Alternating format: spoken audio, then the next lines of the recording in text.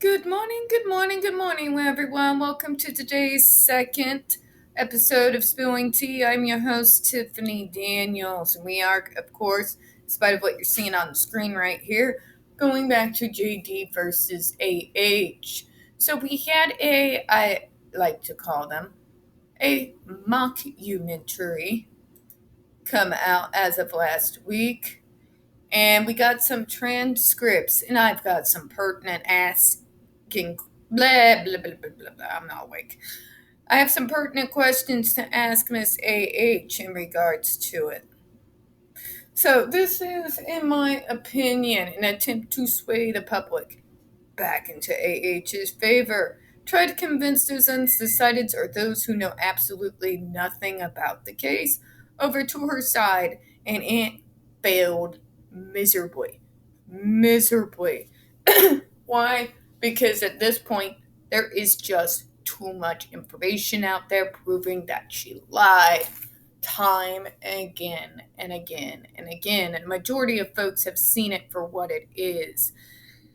However, like she has this innate ability to tattle on herself. Freudian slip, Freudian blah slip, perhaps a cry for help that she does need psychiatric actual help to deal with her issues. Well, you know how the saying goes. In order to deal with a problem, one must first admit that there is a problem. And we all know how she likes to live in the land of denial. But this is some transcript from that particular mockumentary. We're going to go over it and read through it. We're going to go over how her stands view it, unbelievably, because does nobody have logic anymore. But anyways, so let's go ahead and read it. Nameless one. Is this how you want it to end? I don't understand it. Is this what you want? Riddle me this, Batman. Weren't you the one that as soon as he said he wanted a divorce, went racing to the courthouse? Weren't you the one to get the ball rolling? Really? JD, no, a hug will save it all. God, I hope that was sarcastic. Nameless one, I just wanted to touch you. JD, really, after all you shit you just said. Yes, thank you. Thank you! Logic has entered the chat, ladies and gentlemen. JD, really? Yeah. AHS, I want to give you a hug, JD, after all the shit you fucking accused me of. Thank you! Yes, please stop. Please stop. JD, you're fucking nuts. Thank you! Thank you! Thank you for saying, my dear boy, what the whole rest of the world is thinking out loud. My God, she's cuckoo for Cocoa Puffs. please, I just want to hug you and say bye. I don't want it to end bad. And then 16 minutes in, oh, fuck me.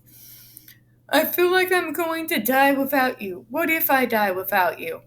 Okay, let's talk about how her stands see this, which is real interesting, being, a survivor. Well, they see this as he had her manipulated so bad that she was willing to go back to him. Okay, let's play devil's advocate for 5 minutes. There are occasions in DV where a victim will go back to their abuser. And why do they do it? Why do they go back? A lot of people ask that watching every single Lifetime movie ever made. Okay, there's reasons behind that. I was never that person, but my situation made me more of a vindictive little bitch. But in this particular case here, why do women go back?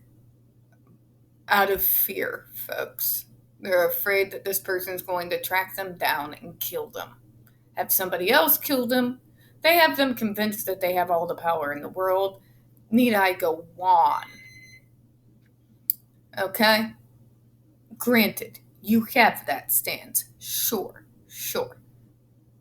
But that doesn't really apply to this situation. And why doesn't it apply?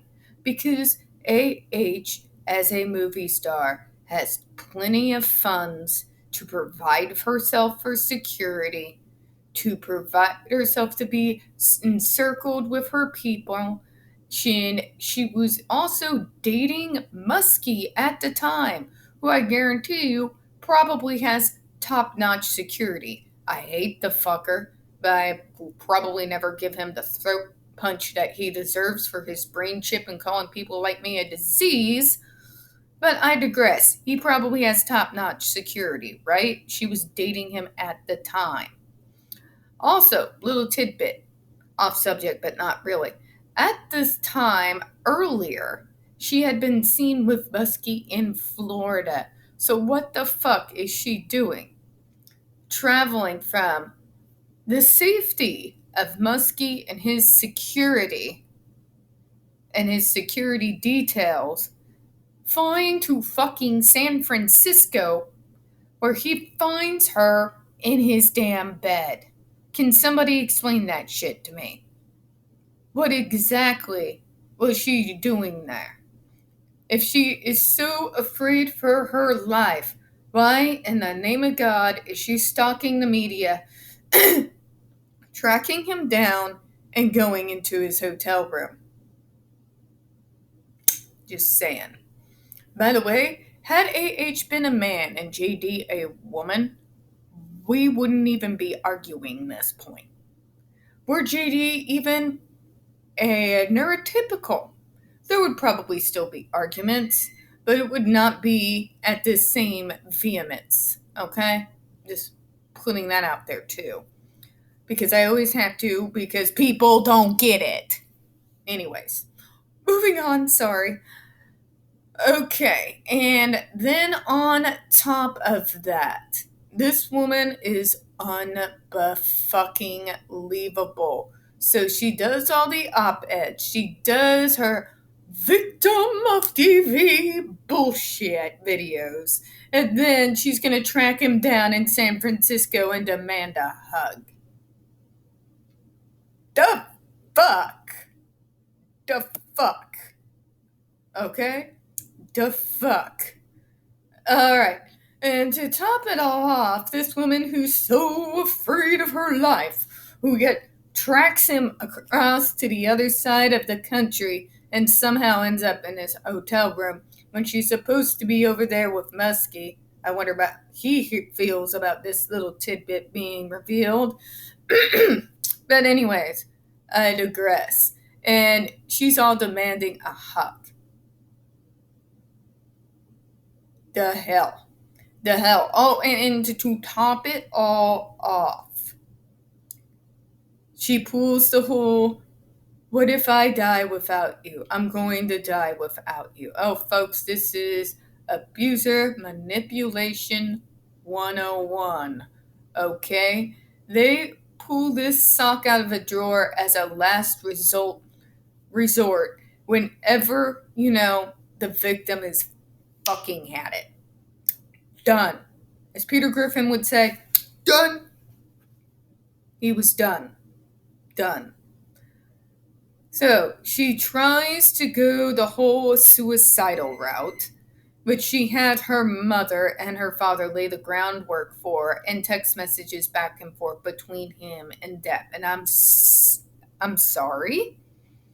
If some of you are on her deceased mother's side, but when you have people who are saying she's going to commit suicide if you don't come back, and they knew what was going on, fishy.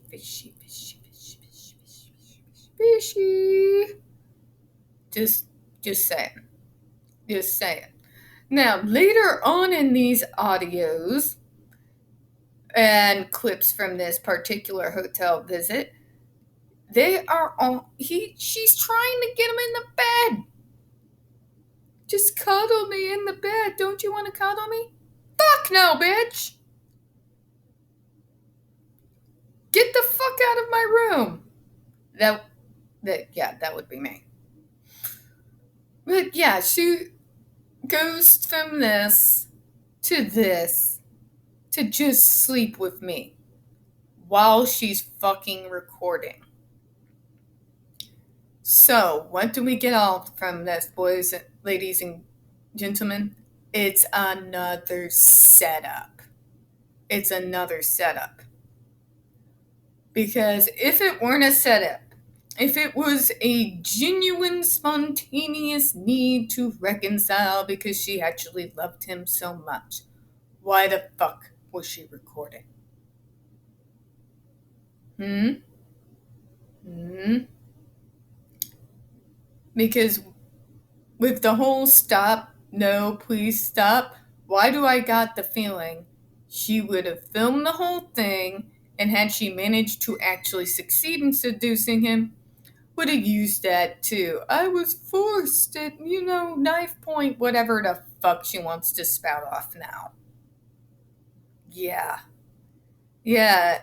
And there's more from the video, things that we already knew about, the whole knife scene. Now, I delved a little bit into that during my live chats. See, as neurodiverse, and I hate to say it, but the facts are, it's true, we're prone to do two things, especially in extremely fucked up, abusive, manipulative situations. We self-medicate and we self-harm, especially untreated. What do I mean by that? Well, when I get in a particular extremely dark place, granted I don't go for the knives, like, I will whip a sword around. I don't understand the dichotomy, but any idea of something piercing my skin freaks me the fuck out. Freaks me the fuck out. This is why I don't like needles. Major needle phobia over here. But what I am known to do is to slam my head as hard as I can into walls, into the floor, into wooden surfaces, bite myself, take my nails, and dig as deep into the skin as I can and rip up. Let's see, I have been known to punch myself in the face, punch myself in the head, slap myself as hard as I possibly can on repeat while calling myself the most horrific names in the book when I go into that dark place. And she mentions the drugs and the drink.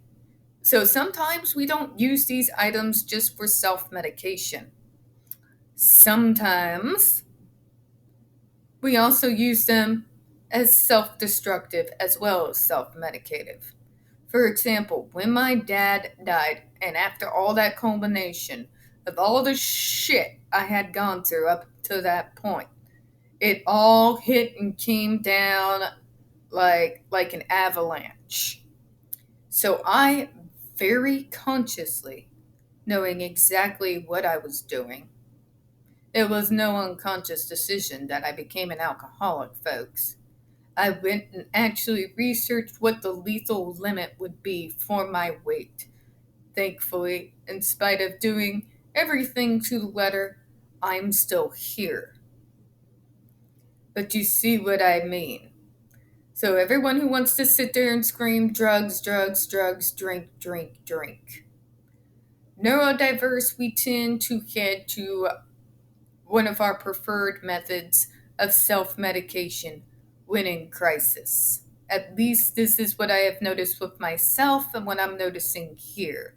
Others have reacted in various ways, but I do know some of us have addictive personalities, and some of us will go into those self-destructive tendencies when we're in fucked up situations like this. Now, folks, you on one hand having the transcripts, no, Johnny, no, you'll hurt yourself. But what they don't tell you, what they leave conveniently out, is when she says, do me first. That's right, boys and girls. On one hand, she's saying, stop, no, please don't, you hurt yourself, Johnny, for the audio, for the video, right? But then, in a lower voice, she eggs it on. Now, when we are in this cycle, we're already in that dark place. The worst fucking thing you can do is egg us on, because we're going to call your bluff. We're going to call your bluff. Thankfully, he had more presence than mind than I might have had during that particular time period, because it would have triggered my PTSD 6 ways from Sunday, and I'd be like, oh, really? Do you? Do you really? Ooh, I get creeped out just thinking about it. But yeah, coming from a fellow tribe member's perspective, folks, he was as depressed as you can get. So he was self-medicating, self-soothing, while simultaneously going down that self-destructive path that I myself know all too well. And folks, when us neurodiverse decide it's time to self-destruct, we pay attention to detail. Just saying. So, what are we getting from these transcripts exactly? That he was about as low as you can go. On top of that, he has that wonderful little gift of that many neurodiverse have, of that wonderful circular thinking. Sometimes circular thinking can be a beautiful thing. It can help you self-improve, self-analyze, analyze those around you. It can have immense, wonderful benefits. When you are depressed and going down a dark path, it can be your fucking worst enemy. He's in the room with his abuser. Think about this, who has tracked him down. And all the stuff she has said about him, said to him, and called him are reverberating around time and again in his head. Yeah. That's the special kind of monster that, not JD, he's not the monster. AH, on the other hand, very much so. And the fact that her stands can't see that. There are people out there, folks, that, believe it or not, are actually neurotypical and they can see through this shit. Take one of his own neuro tribe members, and I could see what was going on. I have at least a pretty decent understanding of where his head was at, considering that I am one of his neuro tribe members and I've worked in the mental health field.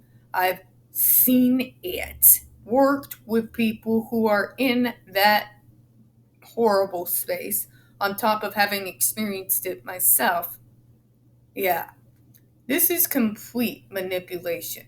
And if she couldn't get him to jump into bed with her, reconcile, become her bank account again, if she couldn't manipulate him into getting a sexual assault claim proved against him, well, then she was going to egg him on to suicide and play the grieving widow. At least, that's my opinion. I don't like to think about that, but folks, I've seen it too many times. And on that note, I'm going to go ahead and close out for this morning until that word doesn't mean what you think it means. I've got a few chores to do before we get to that particular video. We don't get very many views on this channel, and the few that we do get do tend to get removed from time to time. So folks, please don't forget to hit that like button, hit subscribe, and don't forget to hit the comments. Now, before we go ahead and leave on here, I wanted to just pull up some of the quotes here. I wish I could scrum them out, but I don't have an edit button, all right? Like sharing here my thoughts exactly. Johnny would be the one who died if he had stayed with her. Exactly.